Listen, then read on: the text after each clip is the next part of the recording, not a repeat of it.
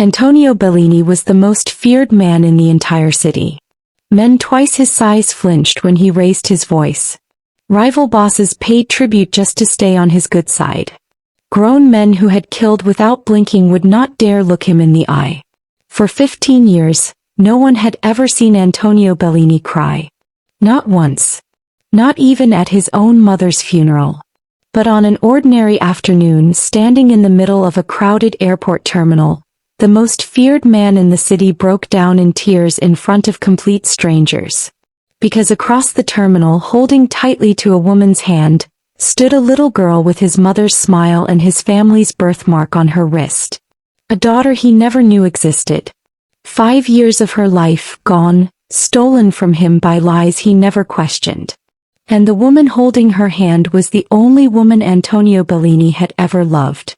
How did the most feared man in the city end up broken in the middle of an airport, surrounded by strangers who had no idea who he really was? Stay with us because this story is one you will not forget. Quick reminder before we continue. Subscribe, like, and drop a comment with where you're watching from and your local time right now.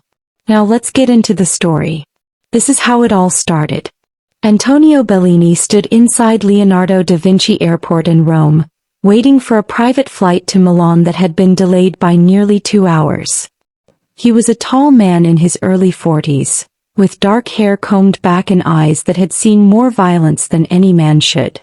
To the world, he was a respected businessman who owned shipping companies and real estate across Italy. But underneath that expensive suit was a man who controlled one of the most powerful criminal families in the country. He hated delays. He hated crowded places even more, places full of strangers he couldn't read or control. So he stood near a window overlooking the runway, away from the noise, checking his watch every few minutes while his lawyer and old friend Marco Vitali sat nearby scrolling through emails. That was when he heard it. Laughter. A small, bright, ringing laugh, cutting straight through the low hum of announcements and rolling suitcases. Antonio turned without meaning to. A little girl was running in wide, happy circles near the gate across from his, chasing a balloon someone had tied to her wrist, her soft brown curls bouncing with every step. A woman hurried after her, calling her name gently, trying to get her to sit still before their flight. Antonio's eyes moved from the little girl to the woman chasing her, and his chest tightened. He hadn't seen her in 5 years. Her hair was longer now, and there was a tiredness around her eyes that hadn't been there before, but it was unmistakably her. His ex-wife standing in the middle of a crowded airport, calling out to a child Antonio had never known existed. "Sophia, please come back and sit down." Antonio's whole body went still. He told himself it was nothing. A common name. A coincidence maybe. But something made him keep watching, and the longer he watched, the colder something in his chest became. It wasn't just the laugh. It was the little girl's face. The shape of her eyes. The small dimple on her left cheek when she smiled. He had seen that exact face before. In old photographs of his mother as a child, photographs his own father used to keep in a drawer, worn soft from years of touching. But it wasn't only that. As the girl reached up to grab the balloon string again, her sleeve slipped down her arm just enough to reveal a small mark near her wrist. A birthmark shaped like a small crescent moon. Antonio's whole body went cold.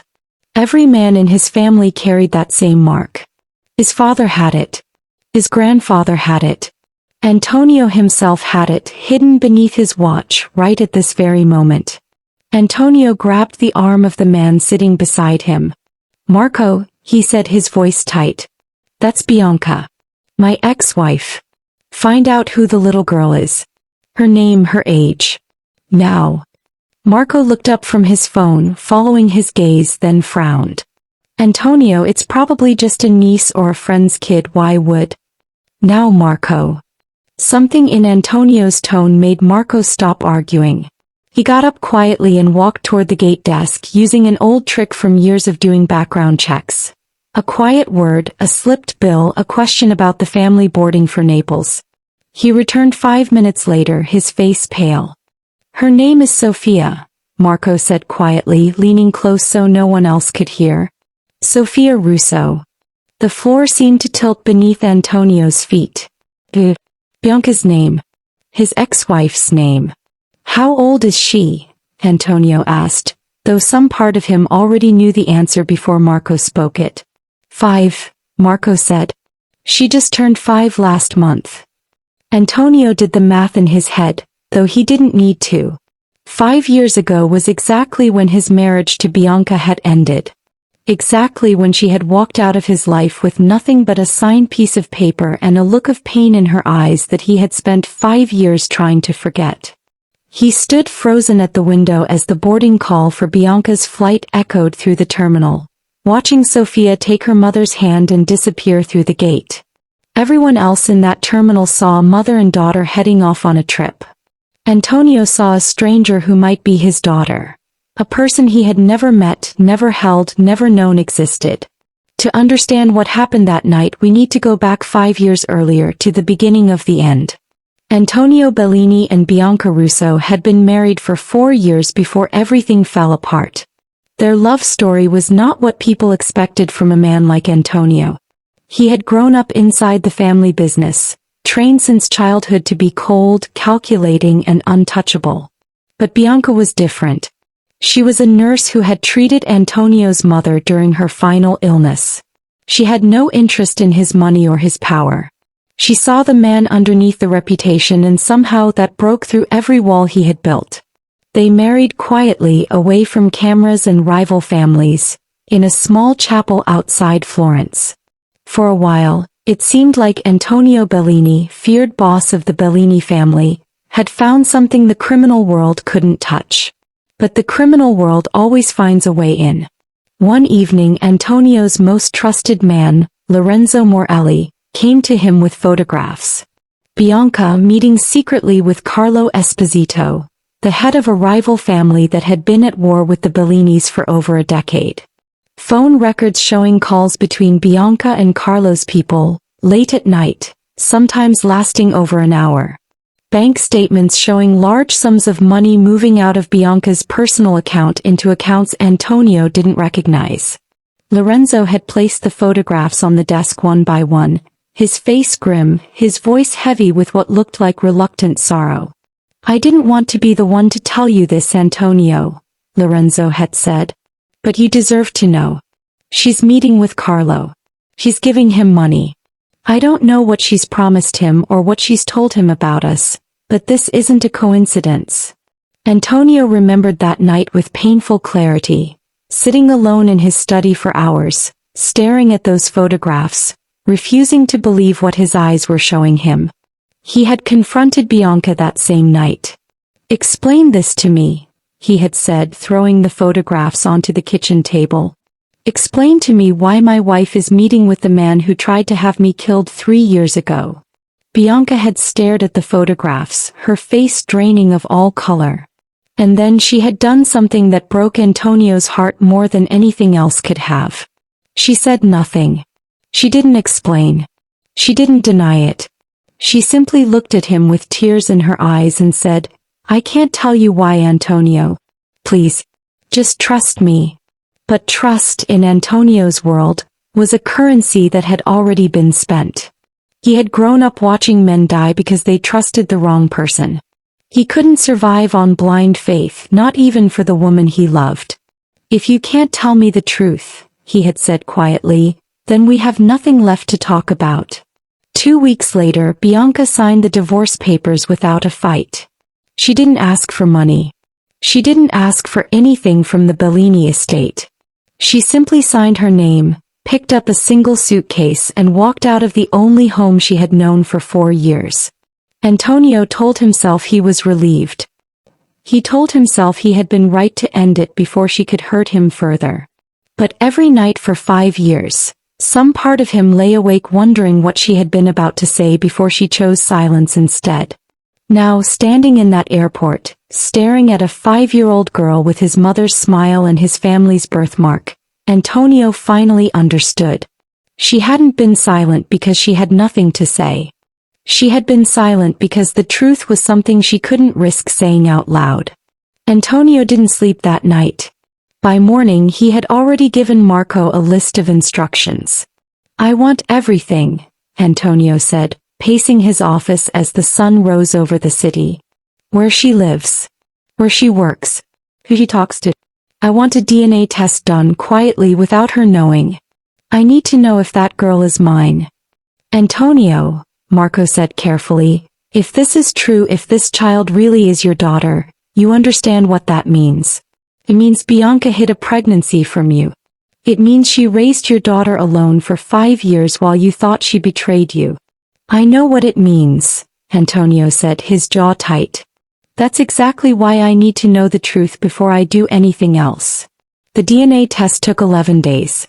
11 days of Antonio pretending to run his empire while his mind stayed locked on a 5-year-old girl's face. 11 days of him staring at old photographs of Bianca, searching for some sign, some clue he had missed. When the results finally came back, Marco delivered them personally, his hands trembling slightly as he passed the envelope across the desk. Antonio opened it alone. 99.98% probability of paternity. Sofia Russo was his daughter. Antonio sat in his office for nearly an hour without moving, the paper resting on his desk like a verdict from God himself. 5 years. 5 birthdays he had missed. 5 Christmases. The first day of school. The first tooth lost. The first time she learned to walk, to talk, to laugh. All of it stolen from him. Moments he could never get back no matter how much money or power he possessed. The grief came first. Then the anger arrived, sharp and consuming, burning away everything else. He thought about Bianca standing in that kitchen 5 years ago, staring at those photographs, staying silent while she was already carrying his child. He thought about her walking out the door with a single suitcase, never once telling him the truth that would change both their lives forever. By evening, Antonio was standing outside a modest 2-story house on the outskirts of Rome, a house far smaller and simpler than anything Bianca had lived in during their marriage. Through the window he could see her in the kitchen, moving between the stove and the counter, her hair pulled back the same way it always used to be. He knocked on the door before he could talk himself out of it. When Bianca opened it, her face went through 3 emotions in the space of 2 seconds. Surprise, fear, and something that looked almost like relief, as though some part of her had been waiting 5 years for this exact moment. "Antonio," she whispered. "I saw her," Antonio said, his voice low and dangerous. "At the airport. I saw Sofia." Bianca's hand tightened on the door frame. "Antonio, please. Don't," he said, cutting her off, stepping past her into the small hallway without being invited. "Don't you dare ask me to be calm right now. I have a DNA test in my pocket that says that little girl is my daughter. 5 years, Bianca. You let me believe I meant nothing to you. You let me believe you betrayed me with Carlo Esposito, and this entire time." His voice cracked, the anger suddenly buckling under the weight of grief. "This entire time you were raising my child. Alone. And you never told me." Bianca closed the front door slowly, her hands shaking. From somewhere upstairs, the faint sound of a television could be heard. A cartoon playing to keep a little girl occupied. "You think this was easy for me?" Bianca said, her voice finally breaking. "You think I wanted to raise her without you? Every single day, Antonio, I looked at her face and saw yours staring back at me. Every birthday, I had to explain to a little girl why her father wasn't there, without ever telling her the real reason, because the real reason could get her killed." Antonio froze. "What are you talking about?" Bianca wiped at her eyes, and for the first time in 5 years, she looked at him not with anger, not with fear, but with the exhausted honesty of someone who had been carrying a secret far too heavy for one person alone. "Sit down, Antonio," she said quietly. "It's time you finally knew the truth." Bianca made 2 cups of coffee, neither of them touched. She sat across from Antonio at her small kitchen table, twisting her hands together as she gathered the courage to speak. "Do you remember the year before our marriage ended?" she began, "when I was pregnant and I lost the baby?" Antonio's chest tightened. He remembered it clearly, one of the worst nights of his life. Bianca had been 6 months pregnant when two men connected to a rival family had ambushed his convoy. She had been in the car. The attack had caused her to lose the baby. I remember, Antonio said quietly. After that, Bianca continued, I was terrified every single day. Every time you left the house I thought it might be the last time I saw you. And then 6 months later I found out I was pregnant again. Antonio's eyes widened slightly. I was going to tell you, Bianca said, her voice trembling. I had it all planned. I was going to tell you on our anniversary. But 3 days before I could say anything, Carlo Esposito's people came to me. She paused, closing her eyes as though the memory still hurt to touch. They knew I was pregnant before you did, Antonio. I don't know how, but they knew. And they came to me with a message. They said if I didn't do exactly what they told me, they would kill me and the baby, the same way they had almost killed me before. They said if you found out about the pregnancy and continued the business the way you had been, more attacks would come. They wanted access to information. Shipping routes. Territory maps. Things only someone close to you could get. And you gave it to them, Antonio said, his voice hollow. I gave them false information, Bianca said sharply, meeting his eyes for the first time. I met with Carlo, yes. I gave him money, yes, money that was supposed to buy silence and buy time. But everything I told him about your operations was wrong. Fake routes. Fake numbers. I was trying to protect our unborn child while giving them just enough to believe I was cooperating. Antonio sat in stunned silence. They told me if I said even one word to you, Bianca continued, tears now falling freely down her face, they would kill both of us before the baby was even born. So when Lorenzo brought you those photographs, I couldn't explain anything. I couldn't tell you the truth without putting Sophia in danger. So I let you believe the worst about me. I let you divorce me. I let you hate me because your hate was the only thing that could keep you far enough away to keep our daughter safe. Antonio's hands were shaking now. Bianca, why didn't you come to me after the divorce? Once we were separated, once the danger had passed. The danger never passed, Bianca said. Carlo kept people watching me for over a year after the divorce. I couldn't risk it. And then when things finally felt safer, I was scared of something else. Scared of what? Bianca looked down at her hands. Scared that you would take her from me. Scared that if the head of the Bellini family found out he had a daughter, you would want to raise her inside that world. I didn't want that life for her, Antonio. I wanted her to grow up safe. Normal. Away from guns and blood and revenge. The room fell into heavy silence. Antonio sat there, his mind spinning through 5 years of memories, 5 years of anger he had directed at a woman who had spent every single day protecting their child at the cost of her own happiness. I need to know one more thing, Antonio said finally, his voice barely above a whisper. Lorenzo. He's the one who brought me those photographs. He's the one who told me you were meeting Carlo. How did he know, Bianca? How did Lorenzo know about your meetings before I did?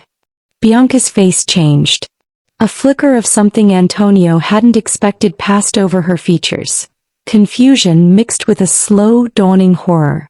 Antonio, she said slowly, Carlo never told me how he found out I was pregnant. I always assumed he had someone watching the house. But now that you ask. She stopped, her eyes widening. The night Lorenzo brought you those photographs, she said. That was only 4 days after I found out I was pregnant. I hadn't even told anyone yet. Not even my sister. Antonio felt something cold settle into his stomach. A realization creeping in from the edges of his mind, too horrible to fully accept yet. Bianca, he said slowly. Who else knew you were meeting Carlo? Who set up those meetings? Bianca's voice dropped to barely a whisper. Carlo's men set up the first meeting through a contact, she said. A contact inside your own organization. Someone Carlo trusted enough to communicate through without ever going through official channels. Who was the contact, Bianca? Bianca looked up at him, her eyes filled with dawning fear. I never knew his name, she said. I only met him once in the beginning to confirm it was real. He never gave me his name. But I remember his voice. And 5 years later at Sophia's 4th birthday party, when you sent flowers and a card through your assistant. Lorenzo doesn't send my gifts, Antonio said slowly. He never has. He came to the door once, Bianca whispered. 2 years ago. Said he was checking on us on your behalf even though we both know you never asked him to. I let him in for 10 minutes. He held Sophia. He talked to her. And when he spoke, her voice broke. It was the same voice, Antonio. The same voice as the man who set up my first meeting with Carlo. Antonio left Bianca's house that night in a state somewhere between fury and disbelief. His mind raced through 15 years of friendship with Lorenzo Morelli, the man who had stood beside him at his own wedding, who had helped carry his mother's casket, who had sat beside his hospital bed after he was shot during a territory war a decade earlier. Lorenzo had been more than an underboss. He had been family. But family didn't manipulate photographs. Family didn't set up secret meetings with enemies. Family didn't destroy a marriage and hide a man's daughter from him for 5 years. Antonio spent the next several days doing what he should have done from the very beginning. Investigating quietly, carefully, trusting no one but Marco. What he found made his blood run cold. Bank records, buried beneath layers of shell companies, showed payments from accounts linked to Carlo Esposito directly into accounts controlled by Lorenzo Morelli. The payments had started nearly 6 years earlier, around the same time Bianca had first become pregnant, before the miscarriage, before any of this had begun. Old phone records, which Marco managed to pull through contacts in the phone company, showed calls between Lorenzo and Carlo's people going back even further than anyone had suspected. Calls that happened late at night. Calls that happened right before the attack that caused Bianca's miscarriage. Antonio sat in his office long after midnight, staring at the evidence spread across his desk, piecing together a betrayal that had been unfolding for over 6 years. Lorenzo hadn't just taken advantage of a war between families. Lorenzo had been feeding Carlo information the entire time. He had orchestrated the ambush that caused Bianca to lose her first baby. When Bianca became pregnant again, Lorenzo had been the one to alert Carlo, using the pregnancy as a new opportunity for leverage. When Bianca had gone to those secret meetings to protect her unborn child, it had been Lorenzo pulling the strings from the shadows the entire time, manufacturing a betrayal that never truly existed, feeding Antonio manipulated evidence designed to destroy his marriage completely. But why? Marco found the answer buried in old messages recovered from a burner phone Lorenzo had used years earlier and carelessly failed to destroy.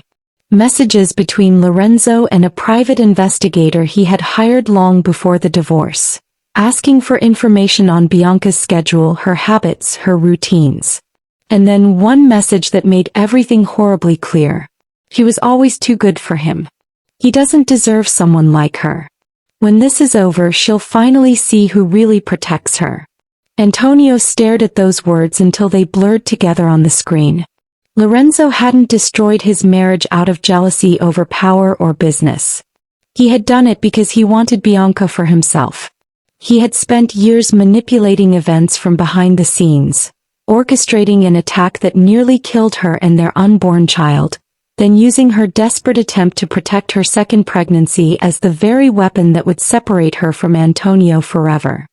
He had comforted Antonio after the divorce not out of loyalty, but because it kept him close to Bianca's life, close enough to check in on her, close enough to hold Sophia and pretend to be the uncle he called himself, all while knowing exactly whose daughter she truly was. Antonio closed his laptop slowly, his hands steady now in a way that was far more dangerous than his earlier anger. The rage had settled into something colder, something with purpose. "Marco," he said quietly. "Get Lorenzo to the warehouse on Via del Porto tomorrow night. Tell him it's about the Milan shipment. Tell him nothing else."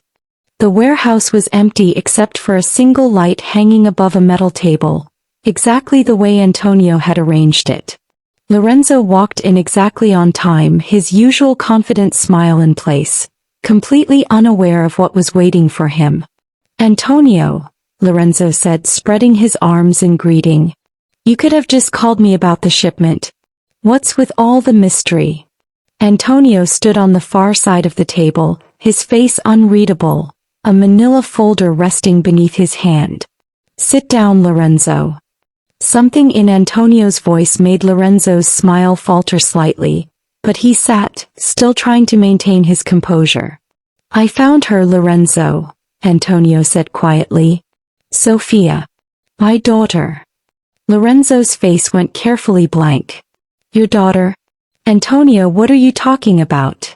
"Don't," Antonio said, his voice sharp enough to cut steel. "Don't you dare lie to me right now." He opened the folder and threw the papers across the table. The bank records, the phone logs, the recovered messages from the burner phone. Lorenzo's eyes moved across the pages, and Antonio watched, waiting as every trace of color drained from his oldest friend's face. 6 years, Lorenzo, Antonio said. 6 years you fed information to Carlo Esposito. You orchestrated the attack that made Bianca lose our first child. You manufactured evidence to destroy my marriage. You let me believe the woman I loved had betrayed me, while you knew the entire time she was protecting our daughter from a threat you created. Lorenzo's hands trembled against the papers. For a long moment he said nothing. Then slowly something shifted in his expression, the mask of loyalty finally cracking, revealing years of buried resentment underneath. You had everything, Lorenzo said quietly, his voice suddenly bitter and raw. Everything, Antonio. The empire. The respect. The power. And her. You had Bianca and you didn't even know what you had. I watched you take her for granted for years. I watched the way she looked at me sometimes, when you were too busy with business to notice her standing right beside you. So you decided to steal her, Antonio said, his voice deadly calm. I decided she deserved someone who would actually see her, Lorenzo snapped. Someone who would put her first. I never meant for the miscarriage to happen, Antonio, I swear that. That was never supposed to happen. But once it did, and once she was pregnant again, I saw an opportunity to finally separate the two of you. I never touched Sofia. I never wanted to hurt that little girl. I only wanted. You wanted my wife, Antonio said. You wanted my family. You spent 6 years destroying everything I loved and you called yourself my friend the entire time. Lorenzo's jaw tightened and for a moment, something dangerous flickered behind his eyes. His hand moved slightly toward his jacket, but before he could finish the motion, 4 of Antonio's men stepped out from the shadows at the edges of the warehouse, weapons already raised. Lorenzo froze. Did you really think I would come here without protection? Antonio said quietly. After everything you've done? Lorenzo's shoulders sank, the last of his defiance draining out of him. What happens now? Antonio looked at the man who had once been his closest friend, feeling something strange settle over him. Not the burning rage he had expected, but a tired, hollow grief for the friendship he had lost long before he ever understood it was gone. Now, Antonio said quietly, you disappear. You leave the country tonight and you never come near my family again. If I ever hear your name connected to Bianca or Sofia again, in any way for any reason, I will not offer you a warehouse and a conversation next time. It wasn't mercy. Antonio told himself that later more than once. It was something closer to control. The choice not to let 6 years of Lorenzo's poison turn him into the kind of man who would destroy himself chasing revenge, when his daughter needed him whole. Lorenzo left the warehouse that night and was never seen in Rome again. Antonio returned to Bianca's house 3 days later, this time without anger, without evidence folders, without the weight of unanswered questions hanging between them. Bianca opened the door and found him standing there, quieter than she had ever seen him, holding nothing but himself. It was Lorenzo, Antonio said simply. All of it. From the beginning. Bianca's hand covered her mouth, tears filling her eyes as 5 years of confusion finally settled into painful clarity. He's gone, Antonio continued. He won't bother you or Sofia ever again. They stood in the doorway for a long moment, neither one certain what to say to the other after everything that had happened. 5 years of pain didn't disappear simply because the truth had finally surfaced. 5 years of missed birthdays and lonely nights didn't heal in a single conversation. But something had shifted between them, something neither of them could quite name. Do you want to meet her? Bianca asked quietly. Properly, I mean. Antonio's throat tightened. More than anything in this world. Bianca stepped aside, letting him into the house. Sofia was sitting on the living room floor, surrounded by colored pencils and a half-finished drawing of a garden. She looked up when they walked in, her curious eyes studying the tall stranger standing beside her mother. Sofia, Bianca said softly, kneeling down beside her daughter. This is Antonio. He's a very old friend of mine. Sofia tilted her head, studying Antonio with the direct, unfiltered curiosity only small children possess. Are you the man from the picture in Mommy's room? The one she keeps in the drawer. Antonio's heart nearly stopped. He looked at Bianca, who blushed and looked away, unable to meet his eyes. Maybe, Bianca murmured.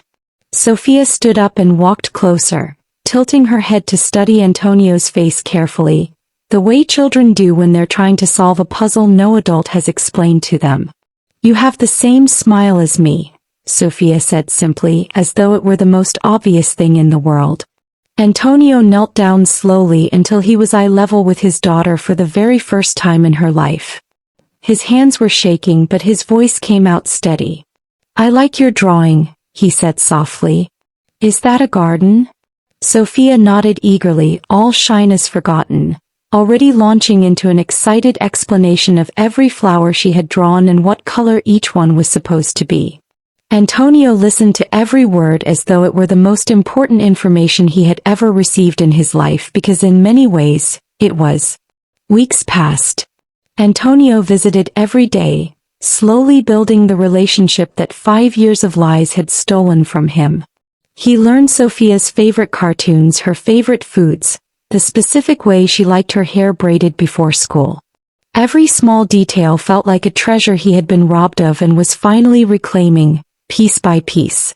Bianca watched from a distance at first, cautious, still healing from years of pain and isolation. But slowly the walls between them began to soften. Old conversations returned. Old laughter returned. The connection that had once made Antonio Bellini, feared boss of the Bellini family, fall completely and helplessly in love, had never actually disappeared. It had simply been buried beneath 5 years of misunderstanding. One evening, as the three of them sat together in Bianca's small backyard, watching the sun set behind the hills, Sofia looked up from the grass where she was picking flowers and asked the question that neither adult had been brave enough to bring up themselves. Mommy, Sofia said, tilting her head, if you and Antonio love each other, why did you live in different houses for so long? The question hung in the air, simple and innocent, carrying the weight of everything Antonio and Bianca had both been avoiding. Bianca looked at Antonio. Antonio looked at Bianca. For 5 years, both of them had carried their pain in silence, protecting each other in ways the other never understood, sacrificing happiness for safety, choosing distance over vulnerability.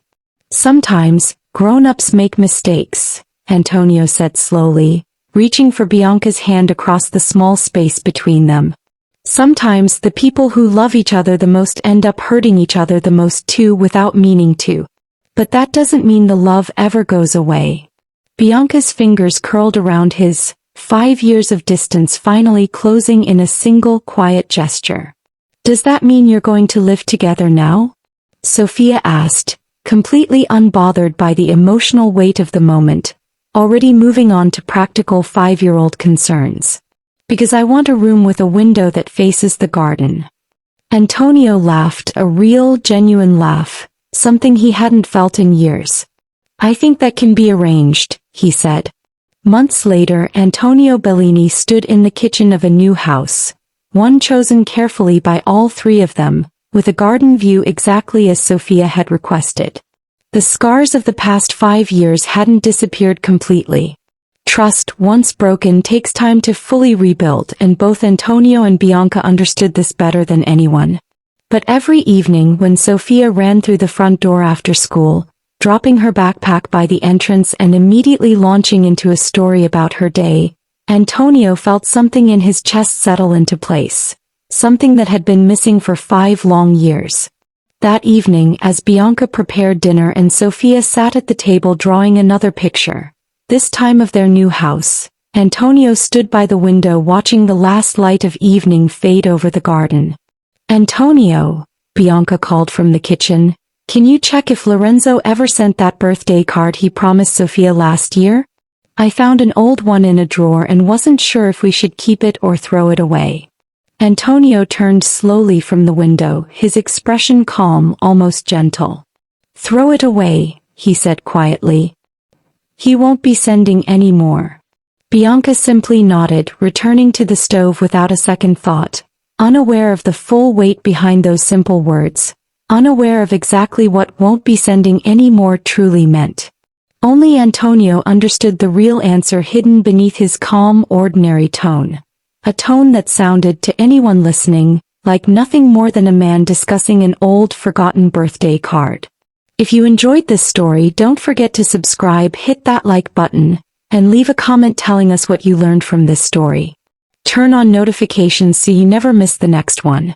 Thank you for watching, and we'll see you in the next story.